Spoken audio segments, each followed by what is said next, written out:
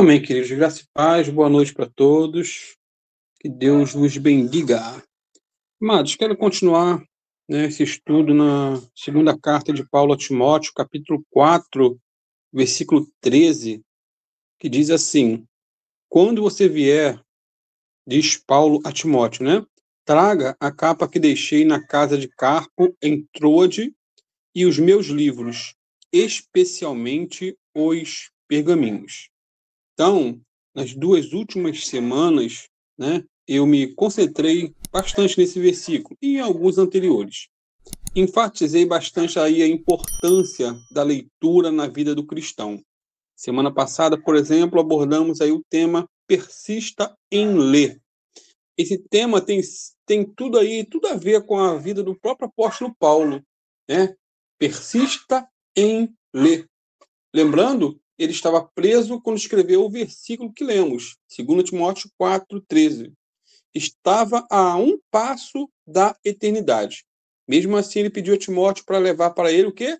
Os livros, mas principalmente os pergaminhos. Existem muitas discussões entre os comentaristas bíblicos acerca desses dois termos, livros e pergaminhos. Um deles faz uma distinção interessante e eu concordo com essa distinção que ele faz. E eu tenho usado aí ao longo das duas aulas. Os livros seriam material não inspirado e os pergaminhos, por serem mais valiosos, seria aí o material inspirado, ou seja, a Bíblia. E eu deixei para falar sobre a Bíblia agora, no final. Semana passada, falamos acerca da literatura, de modo geral, que Paulo era um leitor assíduo, não só da Bíblia, mas o lia, filósofos gregos da época. Mas eu deixei agora, hoje, para falar sobre a Bíblia, não por ser ela de menor importância, nada disso, queridos. Muito pelo contrário, mas enfatizei, eu deixei ela por último, por ser ela o filtro de tudo que viermos a ler. Tudo tem que passar pelo filtro da palavra. Por ela ser a eterna palavra de Deus, a Bíblia precisa estar aí acima dos comentários bíblicos, a Bíblia deve estar acima das notas de rodapé das Bíblias de estudo, aqueles que as têm. São ferramentas que nos ajudam e muito, mas a Bíblia em si deve estar acima disso tudo.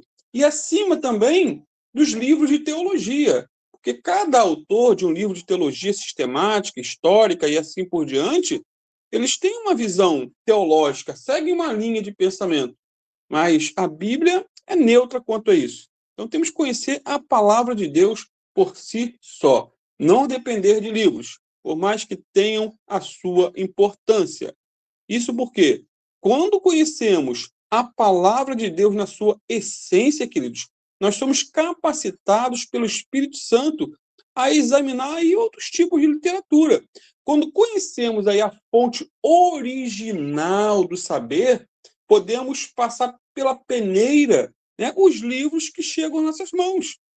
Nós vamos ter uma peneira, nós vamos ter aí um diferencial, um medidor para poder avaliar se aquilo que nós estamos lendo é bom ou que ouvimos via YouTube, pregação e assim por diante, se aquilo ali é correto ou não.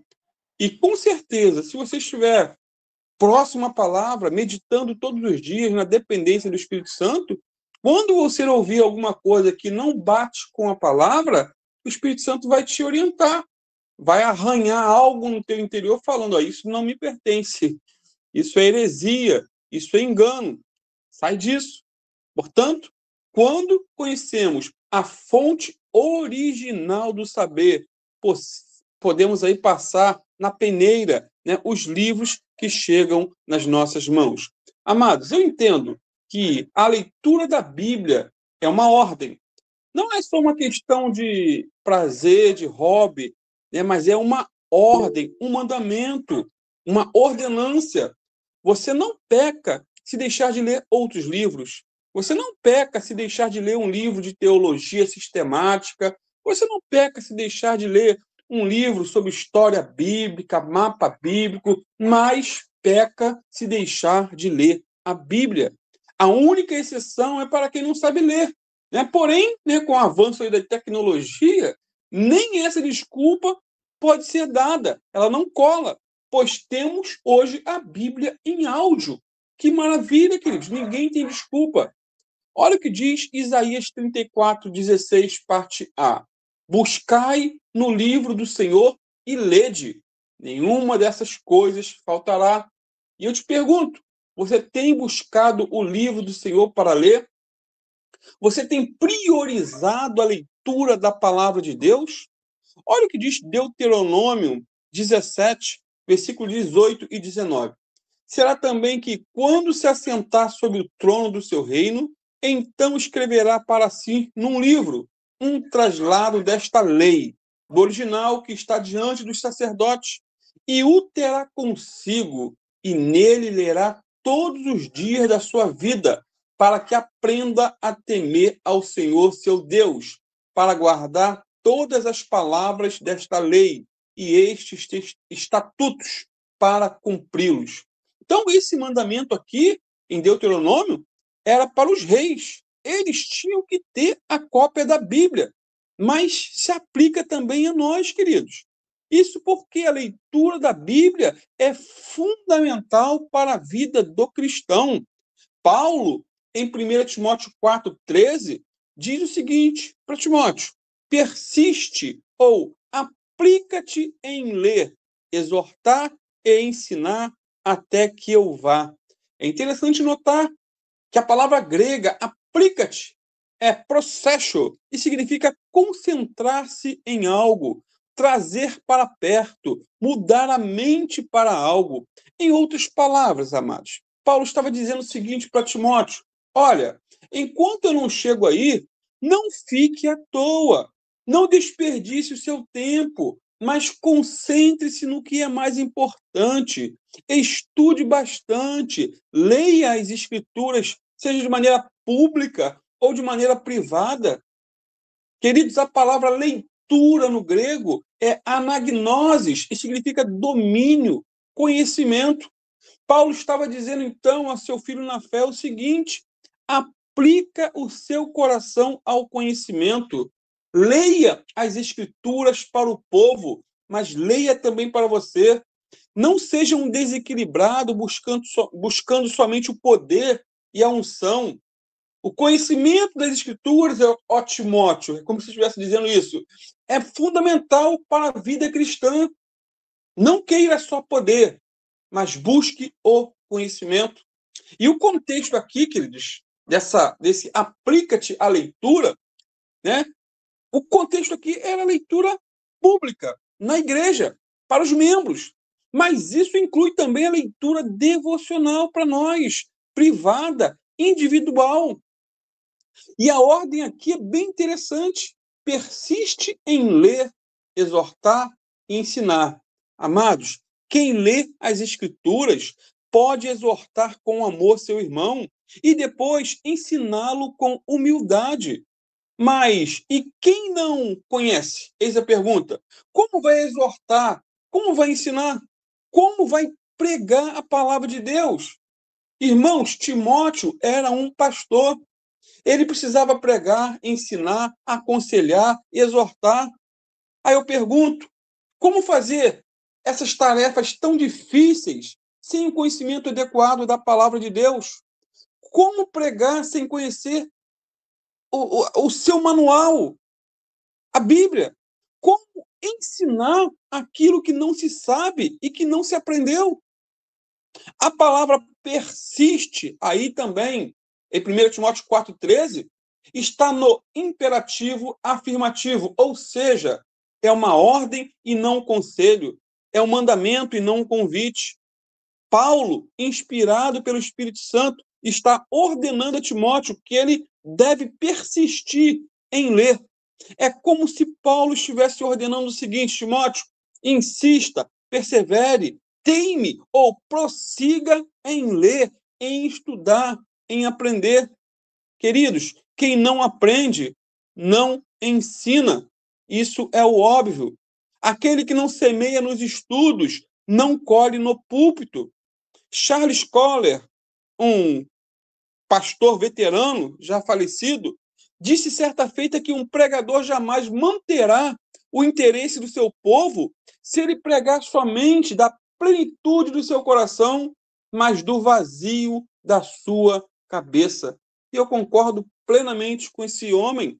Amados, a área do estudo no campo teológico é imenso, é imenso. São muitos os livros de teologia sistemática, teologia bíblica, teologia histórica, etc. Todo esse material ele tem o seu devido valor.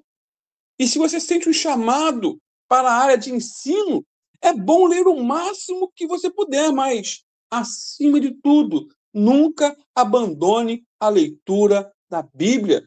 Seja sistemático, insistente e perseverante nessa leitura. Conta-se que certo procurador e sua noiva, no dia do seu casamento, eles fizeram um voto de ler a Bíblia toda, uma vez por ano. Mais tarde, ele tornou-se chanceler da Inglaterra. Granjeou muita fama e dinheiro, mas nada o impediu de cumprir seu voto de ler a Bíblia todos os anos com a sua esposa. Antes da sua morte, ele escreveu o seguinte: hoje, minha esposa e eu acabamos de ler a Bíblia toda pela 40ª vez, e na última, achamos-la mais doce e mais preciosa do que na primeira vez. Amados, a leitura da Bíblia aumenta a nossa fé. Romanos 10:17 diz que a fé ela não vem por pedir, mas por ler a palavra de Deus. D.L. Moody disse certa feita o seguinte: orei pedindo fé e pensei que algum dia ela cairia e me atingiria como um raio, mas parecia que a fé não vinha. Um dia, li no capítulo 10:17 de Romanos, que a fé vem pelo ouvir e ouvir pela palavra de Deus. Eu tinha fechado minha Bíblia e orava pedindo fé, mas então abri a Bíblia e comecei a estudá-la. Desde então, a minha fé vem sempre aumentando. Então, fé, ela vem, progride, aumenta quanto mais lemos a palavra de Deus. Mais fé temos em Deus, em Cristo, no Espírito Santo e na própria palavra de Deus, que nos instrui. O famoso estadista Daniel Webster, ele declarou o seguinte: tenho lido a Bíblia inteira muitas vezes e agora tenho o alvo de lê-la uma vez por ano. É o livro dos livros, tanto para advogados como para pregadores. Tenho pena, disse ele, do homem que não pode achar nela o suficiente para enriquecer seus pensamentos e governar a sua vida. E eu também tenho pena de quem abandona a Bíblia, não lê, passa um dia sem ler. Você está desnutrido espiritualmente. Então, amados, a leitura da Bíblia é um mandamento, uma necessidade, um imperativo. Lembra do Salmo 1, versículo 1-6? Eu vou ler na íntegra. Lindo. Bem-aventurado o homem que não anda segundo o conselho dos ímpios, nem se detém no caminho dos pecadores, nem se assenta na roda dos escarnecedores. Antes tem o seu prazer na lei do Senhor, e na sua lei medita de dia e de noite, pois será como uma árvore plantada junto a ribeiro de águas, a qual dá o seu fruto no seu tempo. As suas folhas não cairão, e tudo quanto fizer prosperará. Não são assim os ímpios. Ou seja, o ímpio não lê a Bíblia todos os dias. Meu irmão, se você não lê a Bíblia todo dia, você é um ímpio. Não são assim os ímpios, mas são como a moinha que o vento espalha. Por isso, os ímpios não subsistirão no juízo, nem os pecadores na congregação dos justos, porque o Senhor conhece o caminho dos justos, porém o caminho dos ímpios perecerá. O famoso missionário Sides Stryker, né, conta a história de um simples lavrador, simples, homem do campo, boiadeiro, que leu a Bíblia inteira, todos os anos, durante 50 anos. Todo ano, perseverantemente. O sol queimando, ele parava, acordava cedo, lia a Bíblia, no almoço lia a Bíblia. Durante 50 anos, ele leu a Bíblia toda, todos os anos. Esse lavrador tinha 7 filhos. 5 deles se tornaram pastores que pregavam o genuíno evangelho. 2 foram presbíteros da Igreja do Senhor. E mais de 40 anos. E faz mais de 40 anos que um desses filhos é missionário na China. E o missionário diz assim: e eu sou esse filho. Ou seja, esse homem, que era já há 40 anos missionário na China, foi fruto de um outro homem que amou a palavra, se dedicou ao livro santo. Queridos, Deus honra quem honra a sua palavra. 2 Timóteo 3, 16 e 17 diz que toda a escritura é inspirada por Deus e útil para o ensino, para a repreensão, para a correção e para a instrução na justiça, para que o homem de Deus seja apto e plenamente preparado para toda boa obra. John Bunyan, aquele que escreveu o famoso livro O Peregrino, era um amante das Escrituras. Ele respirava a Bíblia. Acerca desse fato, certo escritor, certa feita, disse o seguinte sobre John Bunyan: corte-o em qualquer lugar e você descobrirá que o seu sangue é cheio de Bíblia. A própria essência da Bíblia fluirá dele. Ele não pode falar sem citar um texto, pois sua alma está repleta da santa palavra de Deus. Amados, leia a Bíblia, persevere em conhecer o livro santo, não despreze a Bíblia.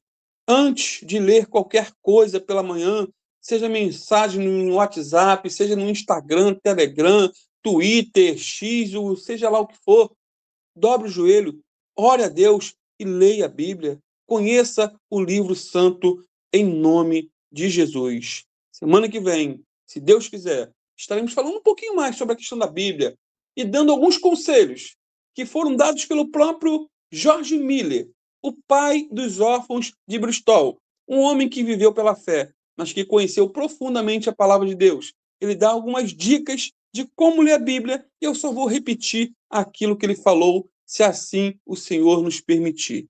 Amém, queridos? Uma boa noite. Oi. Posso dar um testemunho rapidinho? Falar? Amém. Pode? A paz, irmãos. Boa noite de novo. Então, a gente no início, né, do nosso casamento, eu e o Sandro, no início, na verdade, da nossa conversão, né? Da nossa conversão, eu confesso que mesmo eu sendo professora, eu não tinha o hábito da leitura, eu não gostava de ler, né? Eu só lia para trabalhar, eu lia em prol do meu trabalho. E o Sandro, ele já tinha adquirido esse hábito de ler. E o que ele fazia, né? Nós dois nos convertemos, podemos dizer, começamos a frequentar a igreja, porque o que eu falo, eu acredito que eu acho que eu me converti mesmo de frequentar a igreja, eu frequento há uns 30 anos, vai fazer, mas eu acho que uma experiência real de novo nascimento, eu acho que eu tenho uns 10 anos. Mas desde o início da nossa caminhada em direção a Cristo, ele lia para mim. Ele lia para mim. Ele lia para mim todas as noites, a gente antes de dormir. Ele mesmo chegava cansado do trabalho, ele trabalhava em sapataria o dia inteiro em pé. Ele lia para mim, ele lia a Bíblia, a gente lia a Bíblia junto. Ele lia um pouco de algum livro para mim que ele estava lendo, alguma literatura cristã. E isso foi instigando, né? Instigando. E com os nossos filhos a mesma coisa. Hoje o Mateus e a Manu, eles são amantes da leitura, né? Gostam muito de ler, gostam muito. O Mateus já está formando a sua biblioteca, a Manu também já tem vários livros, eles têm prazer em ler. Por quê? Pelo hábito que a gente criou, o hábito de ler todo dia com eles.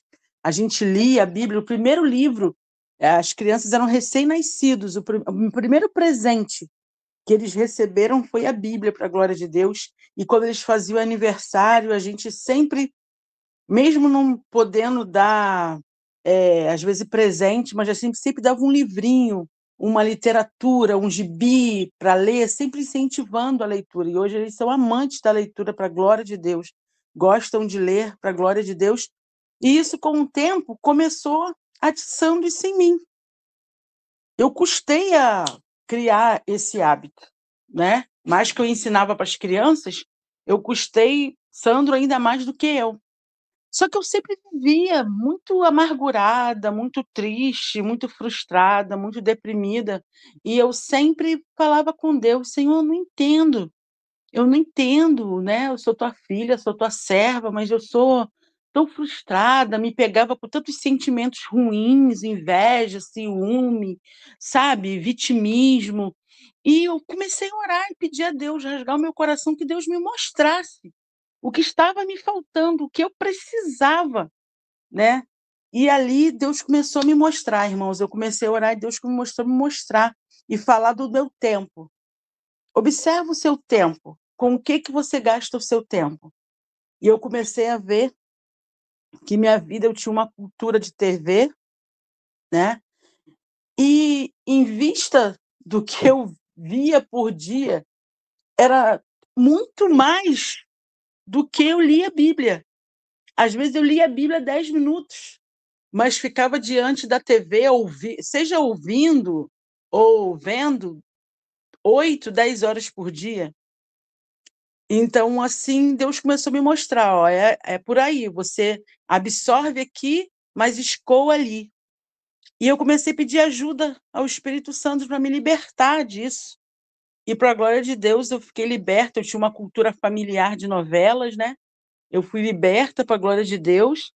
Não estou falando que isso é pecado, irmãos, mas foi uma experiência minha, do meu tempo que eu vi. E para a glória de Deus, quando eu passei a me libertar, a procurar mesmo sem gostar de ler, mas quando eu procurei mais ler a Bíblia, ter aquela disciplina, igual a gente come, todo dia tem que tomar café, almoçar, assim eu passei a fazer com a palavra de Deus naquela determinação e comecei a diminuir o meu hábito de ver TV, de ver outras coisas, e comecei a acrescentar com pregações, sabe, com filmes cristãos, e para a glória de Deus, irmãos, isso mudou tanto a minha vida, porque às vezes a gente quer mudança, mas conhecereis a verdade vos libertará. Santifica-me na tua palavra é a verdade, irmãos. Então, só assim, só a gente convivendo com a Bíblia, só a gente tendo mais intimidade com a palavra de Deus, se quebrantando diante dele, pedindo a ele para nos ensinar, para nos libertar, nos limpar, ele faz a obra. Por isso que eu digo para vocês que eu acho que a minha mudança, o meu nascer de novo, acho que bem menos do que eu passei a frequentar uma igreja. Então a gente tem que ter intimidade com a palavra de Deus, tem que pedir: "Pai, fala comigo. Pai, fala comigo". E com certeza, se a gente estiver com um coração humilde, quebrantado, o Pai irá falar, irá nos limpar, irá tirar os carrapichos, irá nos mostrar a direção, nos mostrar os nossos direitos nele e também os nossos deveres, para a glória dele, em nome de Jesus.